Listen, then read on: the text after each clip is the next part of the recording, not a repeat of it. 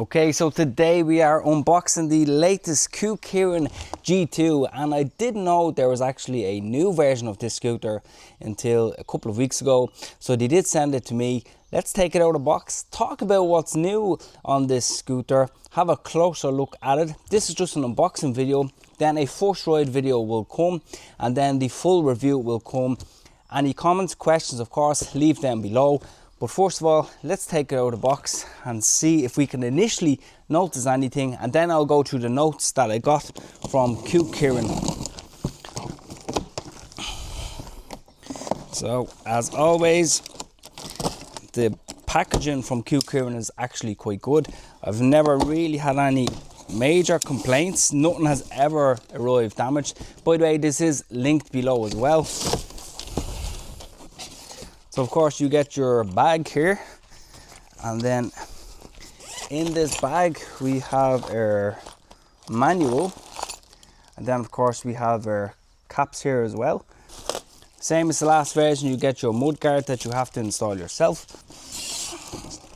Sometimes the easiest way to take these out of boxes is to actually just put your handlebars on if you can.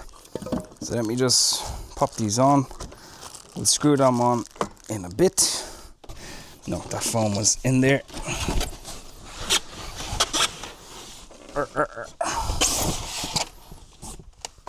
Charger.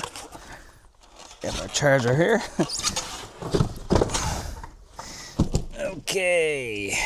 Okay, so I can actually notice a few differences. Let me just tidy up here.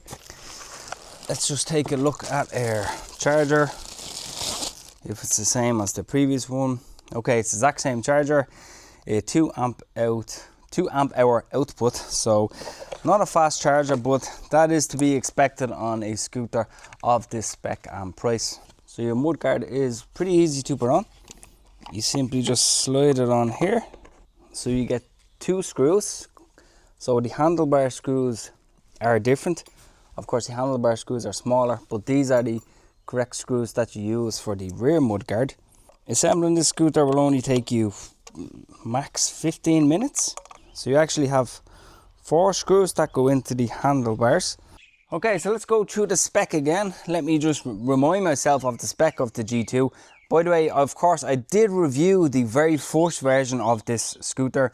So what are we getting? It's a 48 volt, 15 amp hour, 45 km max speed, 55 km max range, and it has an 800 watt motor.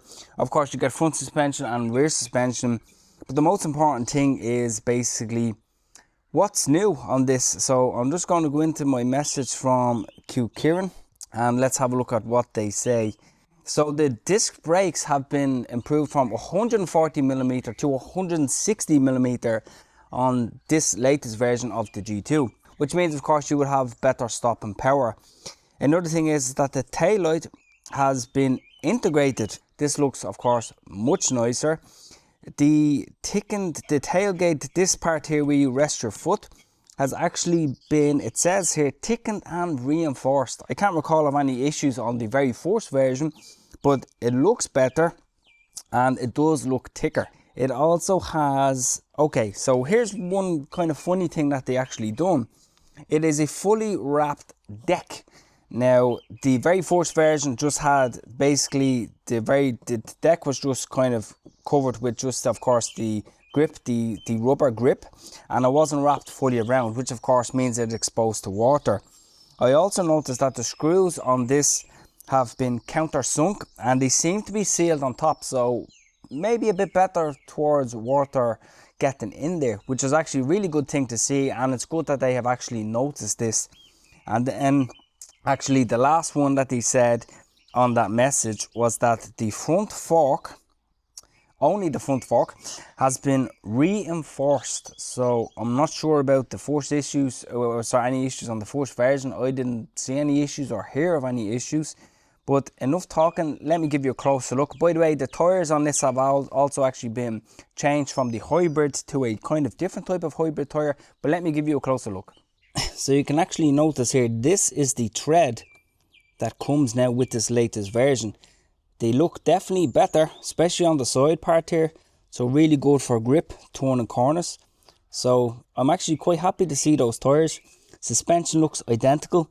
This is the rear taillight that is now integrated in this foot pad, and you have this really nice material here as well, so that definitely looks improved. Rear mudguard is the same, brakes are the same. Of course, this is the deck that has now been apparently sealed better for water resistance, and it is fully wrapped, actually completely around. And of course you have the screws here that are actually countersunk, and they seem to have definitely protection here so water cannot get in to the deck. Same size deck. Of course, everything is the exact same on top here. No difference at all. Now, the front fork, on the last version, this was at a 90-degree angle, so it didn't have a weld here. So they have put a weld here. The welds look okay. I wish they were done a bit better, but of course this will add a bit more reinforcement. So overall, can't really say too much about it, except how does it handle. Maybe it's a bit more stable at higher speeds. I'm not too sure. I didn't really have an issue with stability on the very first version, but overall seems quite nice. It's good to see that they are updating their scooters to be more safe, to have a better IP rating. So overall, I'm looking forward to giving it a try. Yeah, so that's just a quick unboxing video. I'll do a full ride video. I'll pump the wheels up to 45 psi, then I'll take it out on a spin, see what it's like. Then I'll do a full review, maybe do a comparison review against other Kukirin scooters. I've basically reviewed most of the Kukirin scooters at this stage, so have a look at that playlist that's showing up on screen right now, and I'll talk to you in the next video.